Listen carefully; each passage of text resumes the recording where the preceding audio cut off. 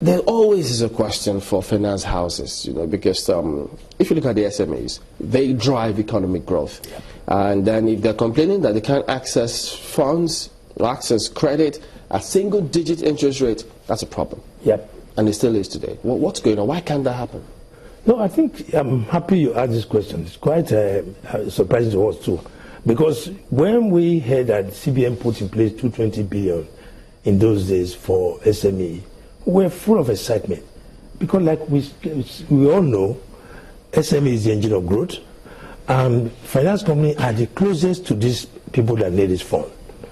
We've been working with CBN, but the greatest obstacle they put in place, which has been difficult for finance companies to access this fund, for us to loan to this SME, it's been one ridiculous aspect we've been talking about and trying to resolve, but up to now, it's not done. The issue is that they expect us to back whatever money we're taking from CBN with this fixed deposit they have in their bill, the T-bill, treasury bills. Treasury bill for now is priced for about 12, very low percent. They expect us to raise money from the public at about 16 or 20% and use to buy treasury bill, which we use to support as collateral for that fund. We've argued every time that is not doable. It doesn't make business sense. You don't go borrow money at high price, go and buy something that you use to collateralize whatever. So we've made a series of letters to CBN for them to grant us some kind of concession. The purpose of that is to make sure the fund is not lost. We on our own, they equally say you don't have to take too much collateral from these people.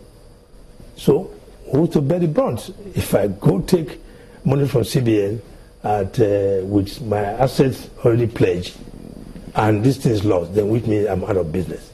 So those are the issues which we've been trying to sort out.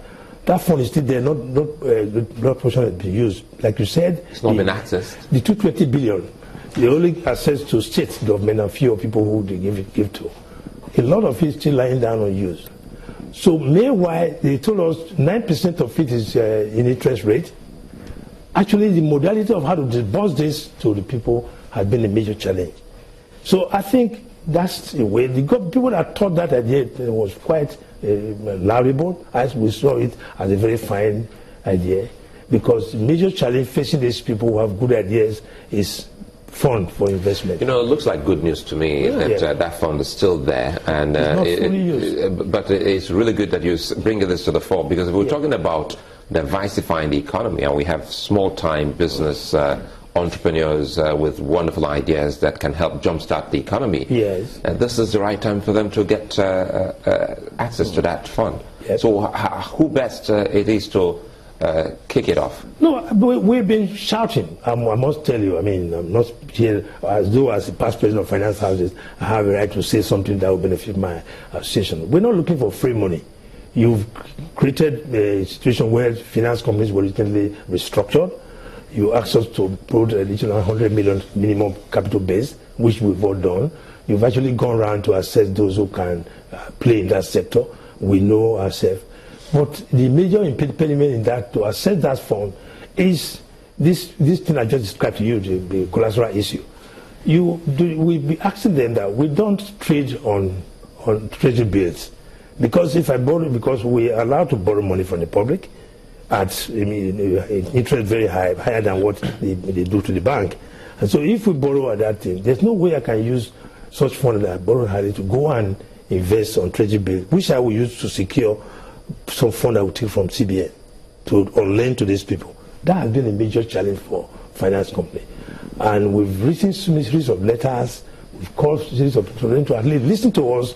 We have a lot of clients as I speak. There are a lot of people who need to access that fund, but we can't access it because of this. Because many others don't even know that finance houses are there. They can also help in some of this scenario.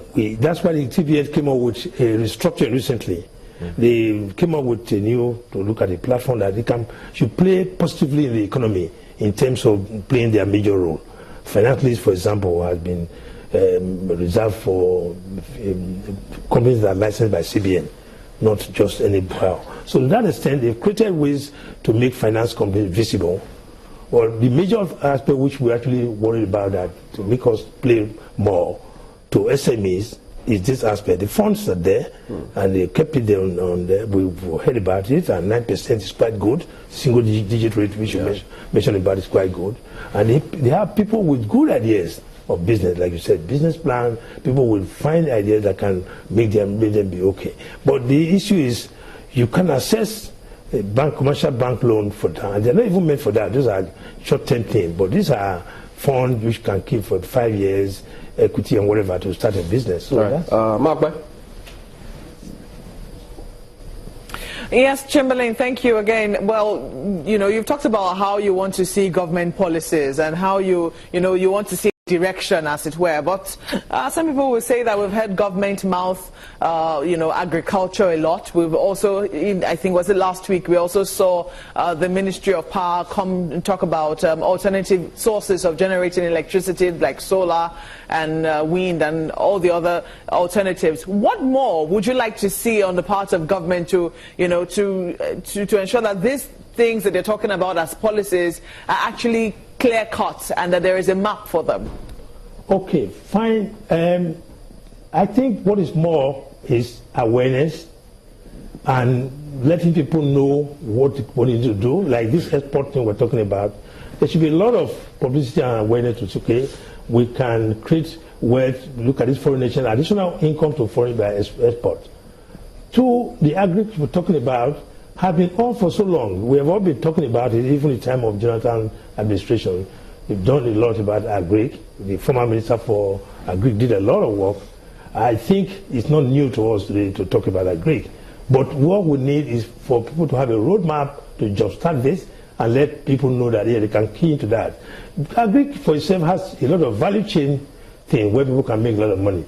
It's not just farming or whatever. There are other processes, other value chain involved in agri. And I think that we can create employment for our people, our teaming youth, so that they can get involved into one value chain or the other and make money for themselves. That's one way.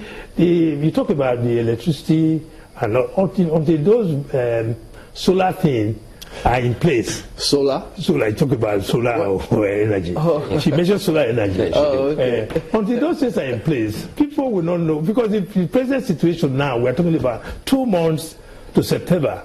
How do we turn the economy around when they actually talk about plan to bring solar and to help to bring down the price or allow the electricity to work? Those are areas that the SME try. If you can access electricity at lower cost, and you can also have good roads and good. We're happy with the rail which has been on. We started with the last administration though, but I think the rail system is quite good. It will cut down the cost of transportation, and we'll be able to get things from one place to the other at a very low cost, which actually add on to the input cost that makes the selling price very high in this country. So I think that's it.